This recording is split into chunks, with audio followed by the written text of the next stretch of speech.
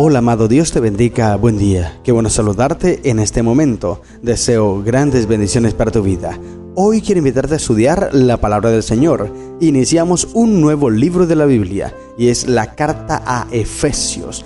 Esta carta es muy particular, muy especial, porque trae mensajes importantes para nuestra vida espiritual. Después de Pablo apelar a César, haciendo uso de sus derechos como ciudadano romano, él fue enviado a Roma, donde probablemente llegó durante la primavera del año 61 después de Cristo, y allí estuvo preso durante 2 años. Por lo tanto, es probable que la epístola a Efesios fuese escrita por el año 62 después de Cristo. Mientras Pablo estaba preso allí en Roma, aparentemente disfrutó de algunas libertades. Esto lo vemos en el capítulo 6, 19 de Efesios y Colosenses 4, 3. Cuando lleguemos a esos versículos podremos profundizar más.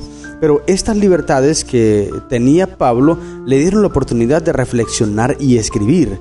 El apóstol aprovechó esta situación y envió muchas instrucciones doctrinales y prácticas a las iglesias de Asia. Parece que las epístolas a Efesios, a Colosenses y a Filemón fueron escritas más o menos en ese mismo tiempo, porque Tíquico no fue solo el portador de las cartas a los Efesios y Colosenses, sino también compañero de viaje de Onésimo, el que llevó la carta a Filemón.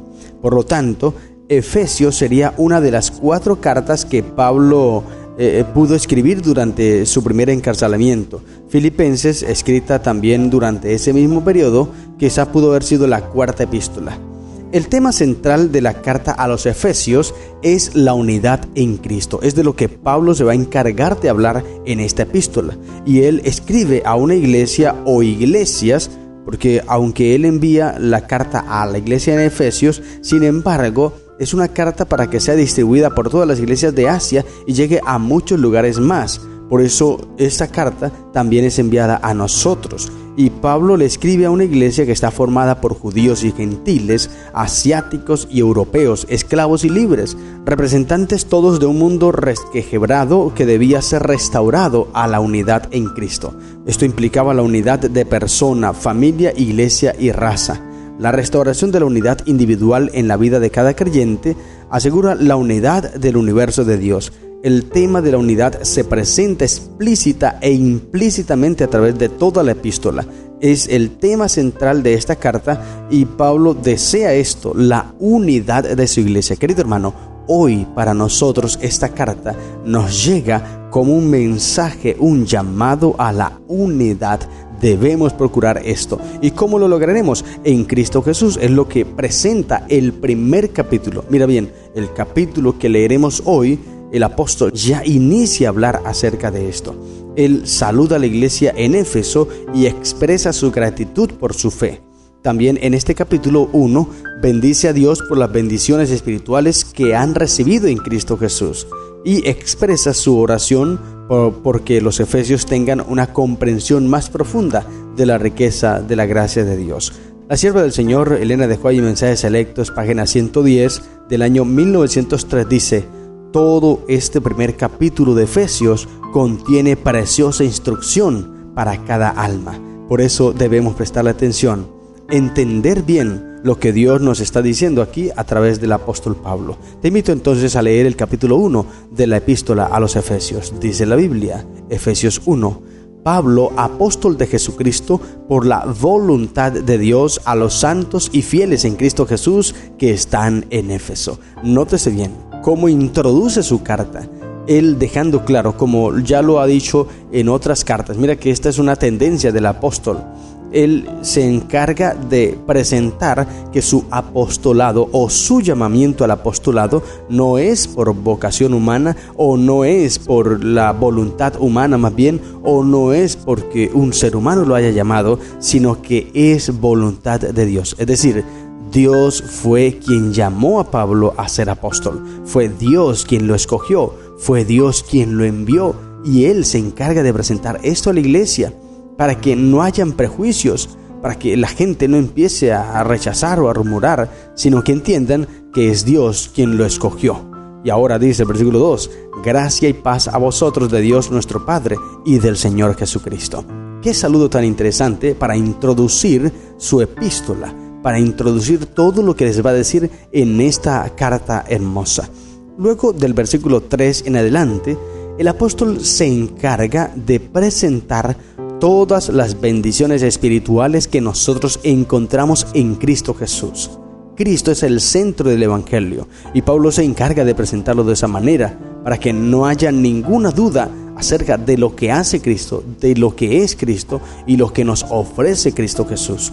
Todo lo encontramos en Él, es la base del Evangelio, es el Salvador, es el que nos da todo, por eso todo debemos hacerlo en Él. Nuestras oraciones, nuestras súplicas, todo lo que nosotros presentamos debemos hacerlo en el nombre de Cristo Jesús, porque Él fue el que nos redimió. Así que mira todo lo que encontramos en Él. Aquí en este versículo del 3 en adelante dice: bendito sea el Dios y Padre de nuestro Señor Jesucristo, que nos bendijo con toda bendición espiritual en los lugares celestiales. Nótese bien, nos bendijo con toda bendición. Ahora dice, en Cristo. Nótese bien, lo primero que recibimos en Cristo son bendiciones espirituales en los lugares celestiales. Y ahora el versículo 4 dice, según nos escogió en Él. Entonces mira, en Cristo nos bendijo con toda bendición. Y ahora en Cristo nos escogió antes de la fundación del mundo para que fuésemos santos y sin mancha delante de Él. Versículo 5, en amor habiéndonos predestinado para ser adoptados hijos suyos por medio de Jesucristo, según el puro afecto de su voluntad. Nótese bien, en Cristo recibimos toda bendición. En Cristo fuimos adoptados, en Cristo fuimos predestinados. Versículo 6 dice, para alabanza de la gloria de su gracia, con la cual nos hizo aceptos en el amado.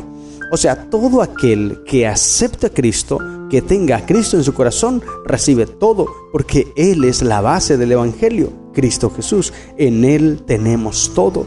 Review and Herald del 18 de julio del año 1899 dice la sierva del Señor: el verdadero creyente puede alcanzar estas divinas alturas. Todos los que quieran pueden ver el misterio de la piedad, pero solo mediante una correcta comprensión de la misión de la obra de Cristo queda dentro de nuestro alcance la posibilidad de ser completo en Él, acepto en el amado. Su largo brazo humano abraza a la familia humana. Su brazo divino se aferra del trono del infinito para que el hombre pueda tener el beneficio del sacrificio infinito hecho en su favor, y a todos los que lo reciben les da la potestad de ser hechos hijos de Dios a los que creen en su nombre. Hay muchos que en su propia opinión se ensalzan demasiado para poder recibir este misterio. Hay una ciencia que el Altísimo quiere que entiendan esos grandes hombres, pero no pueden ver la verdad, la vida, la luz del mundo. La ciencia humana no es sabiduría divina. La ciencia divina es la demostración del Espíritu de Dios que inspira fe implícita en Él. Los hombres del mundo suponen que esta fe está por debajo de la consideración de sus mentes grandes e inteligentes, que es algo demasiado humilde para que le presten atención. Pero en esto cometen un gran error. Es sumamente elevada para que la alcance su inteligencia humana. El mensaje del Evangelio está lejos de oponerse al verdadero conocimiento y a las adquisiciones intelectuales. Es en sí mismo verdadera ciencia, verdadero conocimiento intelectual. La verdadera sabiduría está por encima de la comprensión del sabio mundano. La sabiduría oculta, que es Cristo formado en lo íntimo, la esperanza de gloria, es una sabiduría excelsa como el cielo. Los profundos principios de la piedad son sublimes y eternos. Una íntima vida cristiana es lo único que puede ayudarnos a entender este problema y a obtener los tesoros de conocimiento que han estado ocultos en los consejos de Dios, pero que ahora son dados a conocer a todos los que tienen una relación vital con Cristo. Todos los que quieran podrán conocer de la doctrina. Gloria al Señor. Qué maravilloso, querido hermano. Mira todas las bendiciones que encontramos en Cristo Jesús. Por eso es importante que nosotros nos aferremos de Él, le creamos a Él, lo busquemos a Él y hagamos todo lo que Él nos dice. Y dice otro texto de la sierva del Señor: todo el que quiera humillarse como un niñito, que quiera recibir y obedecer la palabra de Dios con la sencillez de un niño, estará entre los elegidos de Dios. Interesante. Ahora, mira, aquí presenta un tema que ha sido mal entendido y es acerca de la predestinación. Se cree que el Señor predestinó a unos para morir y a otros para vivir, es decir, unos para perderse y otros para salvarse. Entonces algunos dicen, no, ya el Señor te predestinó a ti para perdición y hagas lo que hagas, ya no tienes oportunidad, porque dice la Biblia que antes de la fundación del mundo Dios nos escogió. No es así. Una cosa es que Dios sepa quién se salvará y quién se perderá, pero otra cosa muy diferente es que Él arbitrariamente elija quién se salve y quién se pierda. No. Él aquí está diciendo es que en Cristo Jesús nos predestinó antes de la fundación del mundo. Es decir, antes de la fundación del mundo, Dios dijo, todo el que acepte a mi Hijo, todo el que crea en mi Hijo será salvo. Por eso es que Él dice, antes de la fundación del mundo nos predestinó. ¿Por qué? Porque hoy nosotros que aceptamos a Cristo, encontramos salvación en Cristo Jesús. Y esto fue estipulado antes de que el mundo fuese creado. A eso se refiere cuando Jesús dice aquí, o cuando el apóstol dice aquí, que nos predestinó en Cristo, en el amado, desde antes de la fundación del mundo. En quien tenemos, dice el versículo 7, redención por su sangre, el perdón de pecados, según la riqueza de su gracia, que hizo sobreabundar para con nosotros en toda sabiduría e inteligencia, dándonos a conocer el misterio de su voluntad, según su beneplácito, el cual se había propuesto en sí mismo. Nótese bien, interesante, el misterio de la voluntad de Dios. Algo que había estado oculto por mucho tiempo, ahora es revelado al conocimiento de toda la humanidad. ¿Y cuál es ese misterio? Porque siempre decimos, hágase la voluntad de Dios en mi vida, que sea la voluntad de Dios en tu vida, que la voluntad de Dios y voluntad de Dios para aquí y para allá. Pero la pregunta es, ¿conoces cuál es la voluntad de Dios? Pues mira, aquí el texto dice que Dios nos dio a conocer el misterio de su voluntad. ¿Y cuál es ese misterio? Versículo 10. De reunir todas las cosas en Cristo en la dispensación del cumplimiento de los tiempos, así las que están en los cielos como las que están en la tierra. Gloria al Señor.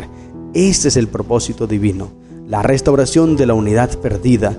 Eso tiene que ser hecho necesariamente en Cristo, pues es el centro de todas las cosas. Todo fue hecho por Él. Él sustenta el universo por el poder de su palabra. Él es el centro de la iglesia y su suprema esperanza. La vida cristiana no es una marcha solitaria hacia el reino de Dios. El cristiano es miembro de una comunidad, el cuerpo de Cristo, la iglesia. La unidad del universo de Dios fue rota por el pecado. El misterio de la voluntad de Dios se refiere al plan de restaurar dicha unidad cuando la ocasión fuera propicia, restauración que se haría mediante Cristo Jesús. Este misterio llegará a su culminación cuando finalice el gran conflicto cósmico entre el bien y el mal, cuando todas las cosas en los cielos y en la tierra sean reunidas en Cristo y el carácter de la divinidad sea vindicado. Allí entonces se cumplirá completamente el propósito de la voluntad de Dios, que es la unidad. Todo unido, ligado a Cristo Jesús. Por eso es que desde ahora, querido hermano, como iglesia debemos ir restaurando esta unidad para que lleguemos a una base, a un requisito o a un límite que el Dios nos ha puesto, y allí entonces estaremos preparados para que Él venga a rescatarnos. Esto es sencillo, simplemente es buscar la unidad que Cristo Jesús nos pide. En Él, dice el versículo 11, asimismo tuvimos herencia, habiendo sido predestinados conforme al propósito del que hace todas las cosas según el designio de su voluntad. Pero nótese bien y una vez más aclaro, esta predestinación no significa que Dios desde el principio haya dicho, Él se va a salvar, Él se va a perder. Y haga lo que haga, si ya tú estás predestinado para perderte, entonces te vas a perder, hagas lo que hagas. No, a esto no se refiere. Aclaro una vez más, se refiere a que antes de la fundación del mundo, ya Cristo había sido elegido para restaurar, para que a través de Él, todo el que creyera en Él pudiera ser salvo. Esto ya había sido destinado antes de la fundación del mundo. A eso se refiere la predestinación. Es decir, antes de que el mundo fuese creado, ya se había dicho, si tú crees en Cristo, encontrarás salvación. Por eso fuiste predestinado antes de la salvación del mundo. Pero eres tú quien decides si la aceptas o la dejas ir. Es una decisión tuya y es lo que el apóstol Pablo nos está mencionando y sigue explicándoles allí a los efesios acerca de este propósito y de todo lo que hace Cristo.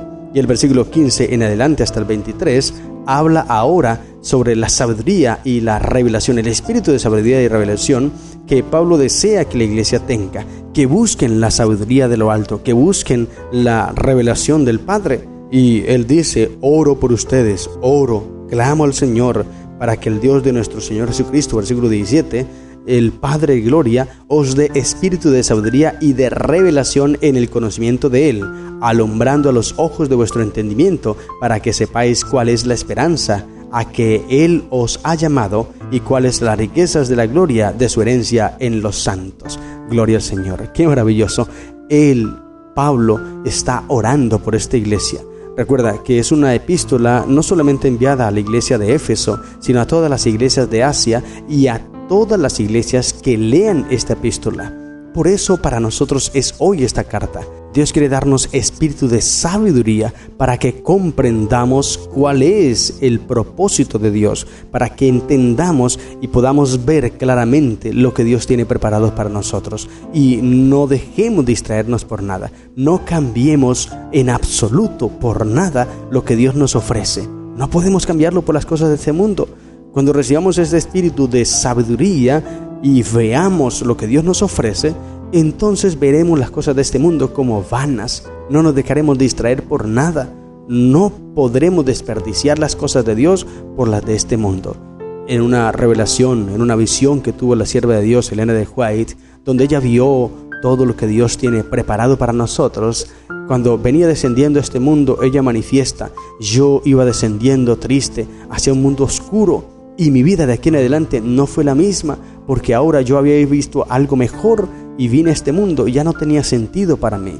Es interesante, y cuando nosotros empezamos a ver las cosas que Dios nos ha preparado y este espíritu de sabiduría llene nuestro corazón, entonces este mundo no lo podremos ver igual, porque tendremos la oportunidad de ir a un mundo mejor y pensaremos y soñaremos siempre en ese mundo, anhelando estar allí. Por eso debemos alejarnos de las cosas que nos estorban y que nos hacen detener en ese caminar hacia el cielo. Querido hermano, hoy toma la decisión. Mira a Cristo Jesús, únete a Él y deja que Él sea el centro de tu vida, el centro de tu hogar, el centro de tu negocio, el centro de todo lo que hagas. Estas son las lecciones que encontramos en el capítulo 1 de la epístola a los Efesios. Que el Señor te bendiga. ¡Feliz día!